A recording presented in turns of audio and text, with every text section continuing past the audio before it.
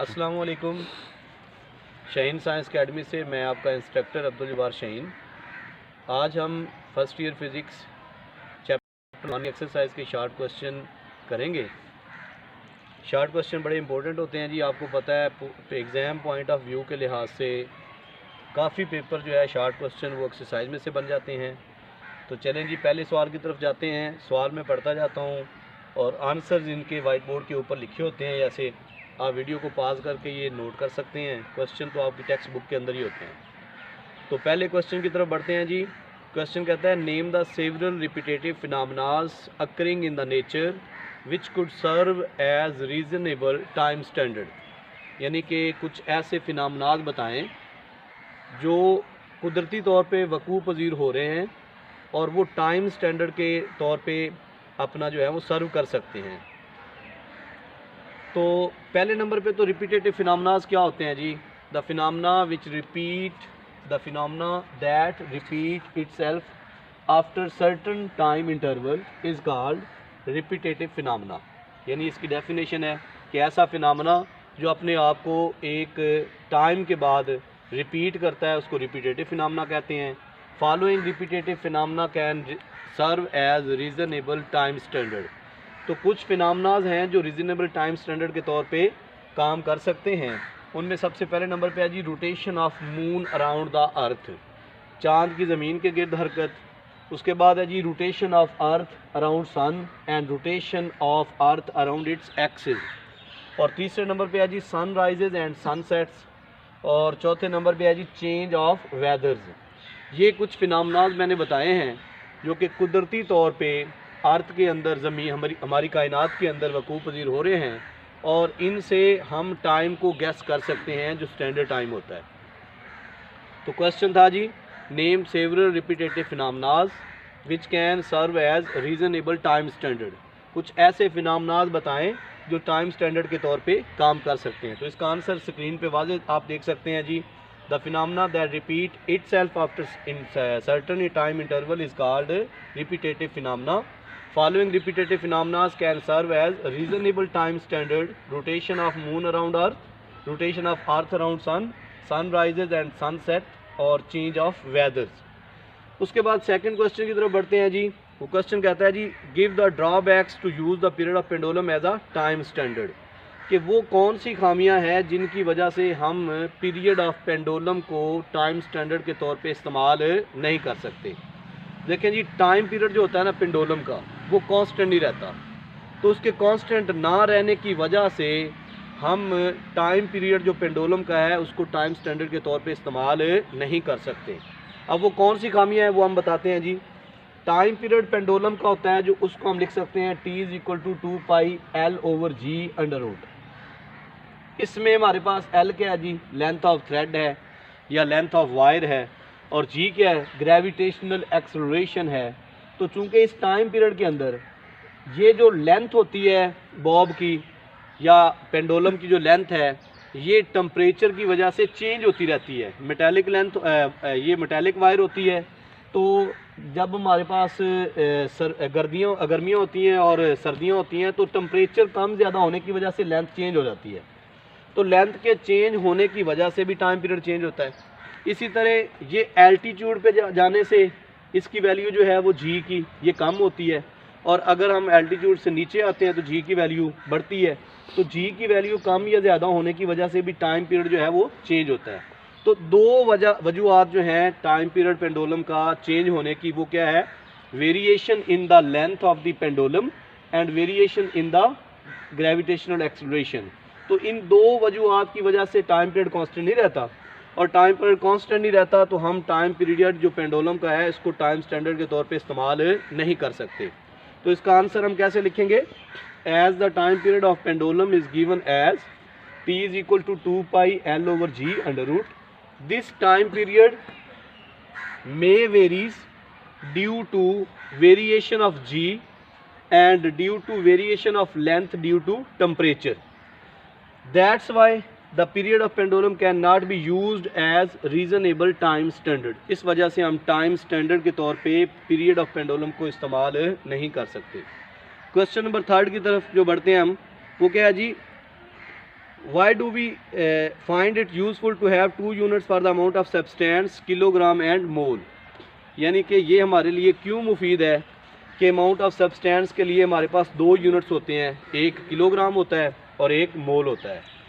तो ये हमारे लिए इसलिए फ़ायदा मंद है कि जब हमें किसी सब्सटेंस की क्वांटिटी की ज़रूरत होती है तो फिर हम टाइम जो इसका यूनिट है वो किलोग्राम यूज़ करते हैं, यानी क्वांटिटी ऑफ सब्सटेंस के लिए यूनिट क्या यूज़ करते हैं जी, किलोग्राम।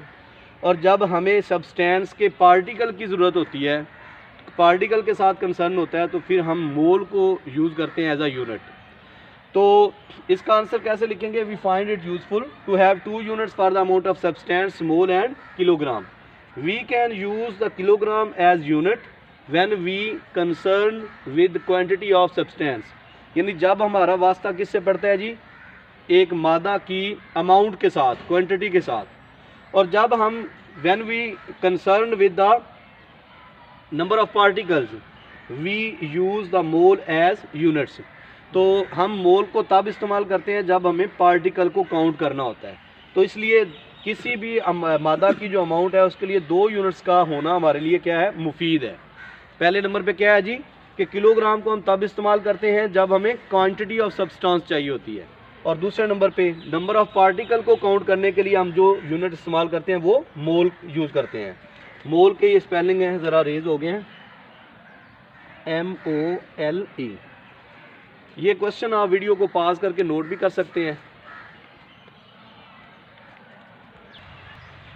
क्वेश्चन नंबर 4 है जी, 3 students measure length of needle with a scale on which minimum deviation is 1 millimeter and recorded as 0.2145 meter, 0.21 meter and 0.214 meter.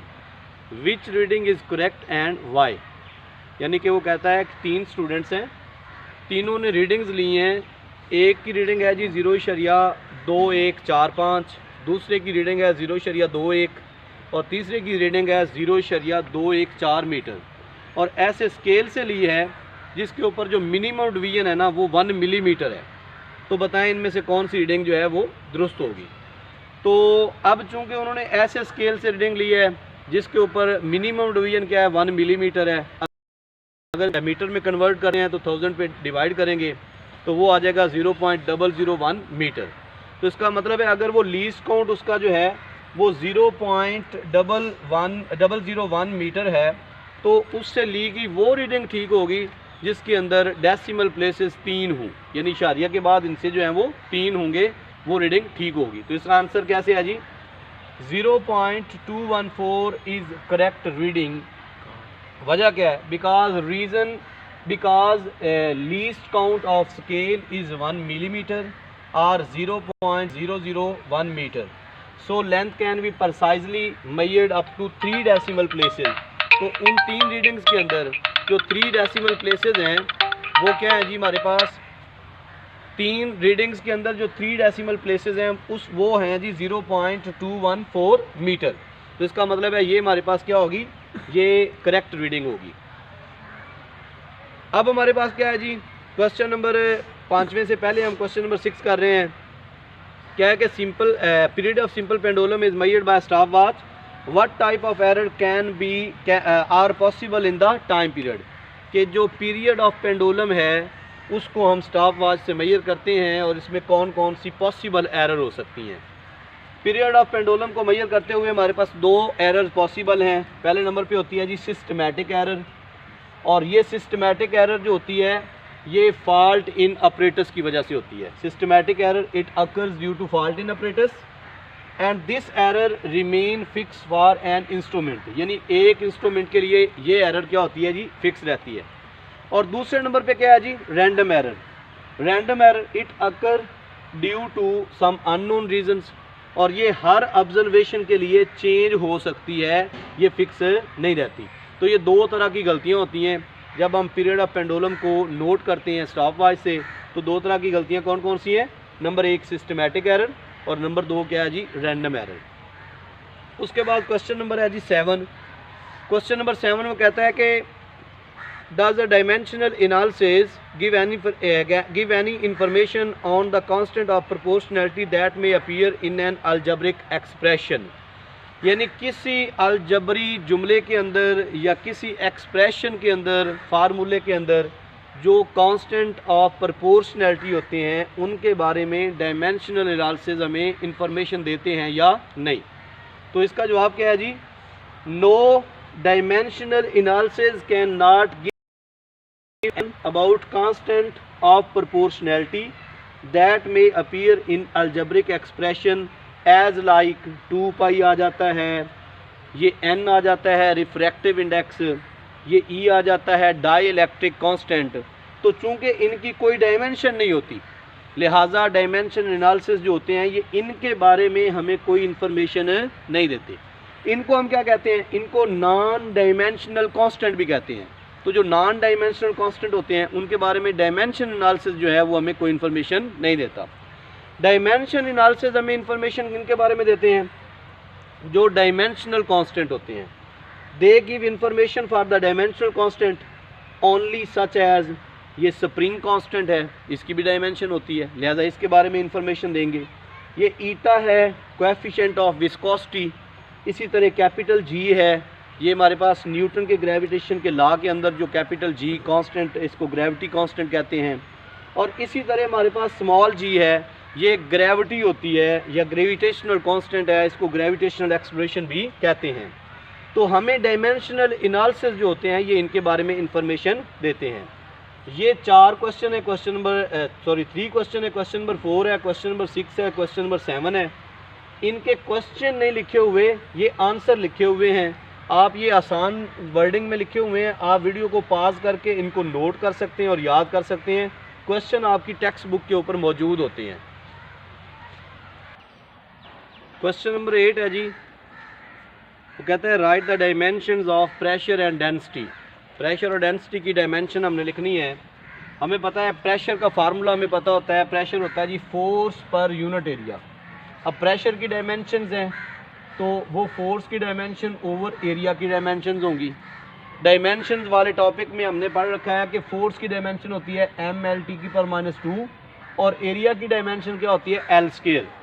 तो ये एक लेंथ से कट जाएगी तो इसको ऊपर ले जाएंगे तो इसकी पावर माइनस हो जाएगी। तो प्रेशर की डायमेंशन हमारे पास आ जाएगी mL⁻⁻1 T⁻⁻2। तो ये हमारे पास आ गई जी डायमेंशंस ऑफ प्रेशर। इसी तरह डायमेंशंस ऑफ डेंसिटी, तो वो हमें पता है मास पर यूनिट वॉल्यूम को हम क्या कहते हैं? डेंसिटी। तो डेंसिटी की डायमेंशन होगी मास की डायमेंशन ओवर वॉल्यूम की डायमेंशन। अब मास की डायमेंशन होती है कैपिटल M, वॉल्यूम की डायमेंशन होती है L⁻3। तो इसको ऊपर ले जाएं तो ये बन जाएगा mL⁻3। तो ये हैं डायमेंशंस ऑफ डेंसिटी।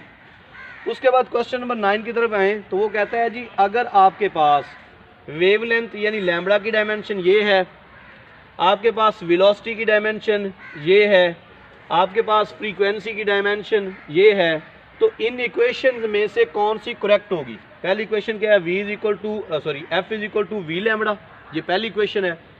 दूसरी इक्वेशन है F = V ओवर लैम्बडा। तो दोनों में से हमने देखना है कि कौन सी इक्वेशन जो है वो करेक्ट है। अब पहली की तरफ चलें तो पहली इक्वेशन है जी F = V लैम्बडा। तो F की यानी फ्रीक्वेंसी की डायमेंशन बराबर होगी V की डायमेंशन यानी स्पीड की और साथ में वेवलेंथ की डायमेंशन। अगर ये वैल्यूज़ हम पुट कर दें इसमें से तो F की डायमेंशन T⁻⁻1 होती है, V की डायमेंशन L⁻⁻1 होती है और वेवलेंथ की डायमेंशन कैपिटल L होती है। तो ये हमारे पास T⁻⁻1 ये बराबर नहीं होगा क्योंकि इधर आ जाएगा L² T⁻⁻1। तो इसलिए दोनों साइड की डायमेंशन इक्वल नहीं है, लिहाजा हम कह सकते हैं कि ये इक्वेशन डायमेंशनली इनकरेक्ट है, ये रॉन्ग है। इसी तरह दूसरी जो इक्वेशन है F = V ओवर लैम्बडा, तो इसमें F की डायमेंशन ऊपर V की डायमेंशन है, बटे में वेवलेंथ की डायमेंशन है। तो F की यानी फ्रीक्वेंसी की डायमेंशन है T⁻⁻1, ऊपर वेलोसिटी की डायमेंशन है L⁻⁻1 और बटे में वेवलेंथ की डायमेंशन है कैपिटल L। ये कैपिटल L से कैपिटल L कट जाएगा तो इधर भी T⁻⁻1 बच जाएगी, उधर भी T⁻⁻1। तो दोनों साइड्स की जो डायमेंशंस हैं वो ठीक है, बराबर हैं आपस में। लिहाजा हम कह सकते हैं कि ये इक्वेशन जो है ये डायमेंशनली करेक्ट है। तो इस वीडियो में हमने तमाम जो शॉर्ट क्वेश्चन थे उनके आंसर्स को बड़ी आसान वर्डिंग में हमने लिखा है। आप वीडियो को पॉज करके क्वेश्चंस के आंसर नोट कर सकते हैं। क्वेश्चन मैंने नहीं लिखे हुए, ये जस्ट आंसर्स हैं, उनके नंबर दे के आंसर लिखे होते हैं। क्वेश्चन किस पे हैं जी? आपकी टेक्स्ट बुक पे हैं। इसके साथ ही आप दुआओं में याद रखिए। अल्लाह हाफिज़।